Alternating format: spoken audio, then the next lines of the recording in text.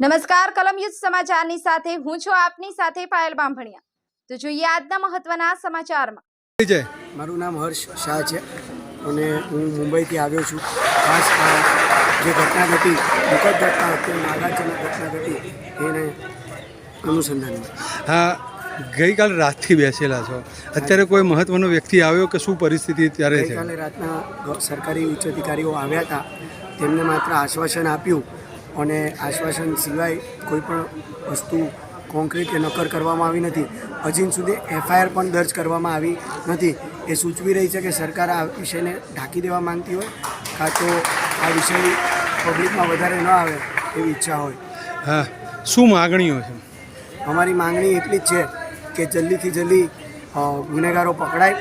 અમારે ગુનેગારો પકડાયા સાથે સાથે અમારી જે મૂર્તિઓ ખંડિત થઈ છે એને રિસ્ટોર કરવામાં આવે અને પછીથી એની રક્ષાના અધિકારો પણ અમને આપવામાં આવે અને આગળ આવી ઘટનાઓ ન બને એનું ધ્યાન લેવામાં આવે। આજથી 1.5 વર્ષ પહેલાં પણ પાલીતાણાની અંદર જૈનોના તીર્થ તોડી દેવામાં આવ્યું હતું, ભગવાનની મૂર્તિ ખંડિત કરવામાં આવી હતી, એ પણ ગુનેગારને હજુ સુધી સજા નથી મળી અને એ વખતે પણ લાખો જૈનો રોડ પર આવ્યા હતા, પણ એમના એક પણ પ્રશ્નનું સમાધાન આ સરકાર કરી શકી નથી।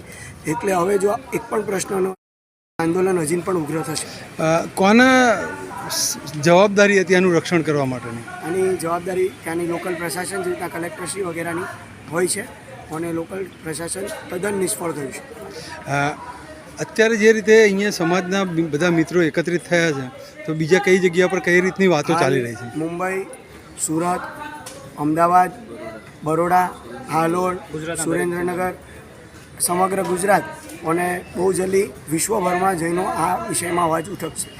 વાત કરીએ તો હર્ષભાઈ સંઘવી તમારા સમાજના બી છે અને હોમ મિનિસ્ટર છે, એમના તરફથી કઈ પ્રતિક્રિયા? આપણે પહેલાં તો એને સમાજ તરીકે ના જોઈએ, કારણ કે એક બંધારણીય હોદ્દા પર છે, પણ મેં એ જ કહ્યું તમને કે હોમ મિનિસ્ટર બી છે એમ, પણ એને એક સામાજિક રંગ ના આપીએ અને એમને કીધું છે કે એ જલ્દીમાં જલ્દી આ વિષયમાં કાર્યવાહી કરશે, પણ હજી સુધી કોઈ કાર્યવાહી નથી થઈ, એ પણ એક સત્ય હકીકત છે। હવે કઈ તરફનું આવનારા સમયમાં જૈન સમાજ કામગીરી રહેશે? સરકારશ્રીએ 24 કલાકનો સમય માંગ્યો છે, જો 24 કલાક પૂર્ણ પછી પણ અહીં કોઈ પણ પગલાં ન લેવાયા તો ગુરુદેવના માર્ગદર્શનથી આ આંદોલન વધુ ઉગ્ર બનશે। કદાચ આ આંદોલન અનશન અને ઉપવાસ તરફ પણ વધી શકે। ભાઈ, આપનું નામ અને કલેક્ટર કચેરીએ શું રજૂઆત માટે આવ્યા? મારું નામ નીતિન શાહ છે, હું જૈન સમાજથી બિલોંગ કરું છું।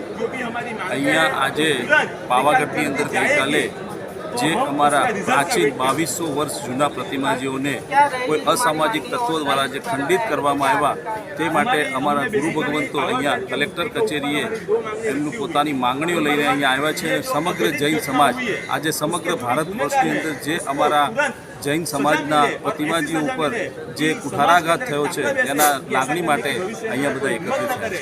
તમારી માંગણી નહીં સંતોષાય તો શું કરશો અને શું માંગણીઓ છે ખાસ? તો અમારી માંગણીઓ જો નહીં સંતોષાય તો અમારા ગુરુ ભગવંતો અમને જે આદેશ કરશે તે કરીશું।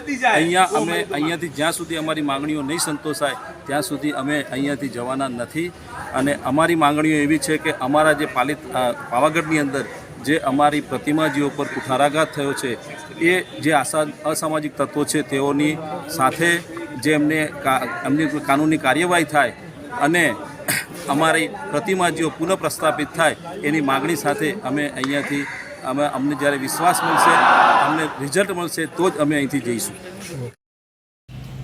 પાવાગઢ જેમ માતાજીના આસ્થાના ધામ તરીકે પ્રસિદ્ધ છે, બરાબર એ જ રીતે 2200 વર્ષ પ્રાચીન સંપ્રતિ મહારાજાથી માંડીને મહામંત્રી તેજપાલ, ચાંપાનેરના સંઘ વગેરે વગેરે દ્વારા જ્યાં જૈન મંદિરોની શૃંખલા સર્જવામાં આવી, એવું જૈનોનું પણ આસ્થાનું ધામ છે। આજે પણ 500 થી 1000 વર્ષ પ્રાચીન જિનાલયો પાવાગઢના શિખર ઉપર શોભાયમાન છે। અદ્ભુત શિલ્પ, અદ્ભુત કળા અને અદ્ભુત પ્રતિમાજીઓ આજે પણ પાવાગઢના શિખર ઉપર છે। આજ પાવાગઢના અનેક જિનાલયોમાંથી એક પોર્શન કે જ્યાં દાદરાની બંને બાજુ મહામહિમ જૈન તીર્થંકરોની પ્રતિમાજી હતા। ખૂબ જ ગંભીર ઘટના, ઘણો આઘાત છે, ઘણો આક્રોશ છે, પણ આપણી આમાન્યને અનુશાસન આ બેને આપણે જોડવાનું નથી। પ્રોપર વેની અંદર ગુરુ ભગવંતોના માર્ગદર્શન અનુસાર અગ્રણી શ્રાવકો મહેનત કરી રહ્યા છે. છોડી નથી દેવાનું, કાચું કાપવાનું નથી, ભીનું સંકેલવાનું નથી, શેષ ધર્મમાં પડવાનું નથી અને કોઈ પણ જાતનો અપશબ્દ, કોઈ પણ જાતની એ પ્રકારની અભિવ્યક્તિ જે આપણા પોઈન્ટમાં ખપે આવું કશું પણ આપણે કરવાનું નથી. પરંતુ જે આચાર્ય ભગવંતને સામૂહિક ગુરુવંદન જ્યાં છો ત્યાંથી એ જ રીતે વર્તવાનો પ્રયાસ કરે.